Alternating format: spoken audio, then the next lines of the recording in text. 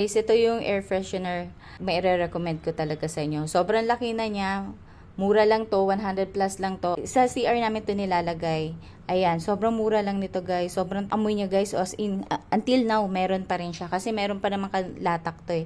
So, ilang months na sa amin to guys 6 months? Kasi naiwan lang namin to eh.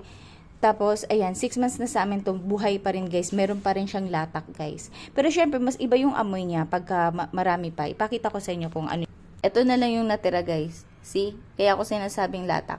So, may nakasealed na clear plastic to. Tapos, binubuksan lang namin ng konti para hindi ka agad maubos. Pero ito, may latak pa rin. 6 months na sa amin to guys. Sobrang tagal na sa amin to. Buhay pa rin. Ay, sobrang bango niya. Tapos, may ganito pa siya. Yung pangsara niya. Nakakatuwa lang. Social siya. Ayan guys, kung naghanap kayo ng air freshener, pwede sa sasakyan, sa bahay, sa CR, dining, sa sala, sa kwarto. Ayan guys, ito kunin nyo. Ang kinuha ko pala is rose. So, yung roses. So, sobrang ganda nito sa amin. Gustong gusto ko to, bet na bet ko to. Pero marami pa naman pagpipilian. So, ayan, super worth it guys. Panalo talaga to. Hindi to nakakasuka ha. Hindi to nakakahilo. Pwede siya sa car, sa living room, bathroom, bedroom, and office. Kahit saan naman pwede to eh. So, kung kailangan yung pampabango sa space nyo. So, yun na.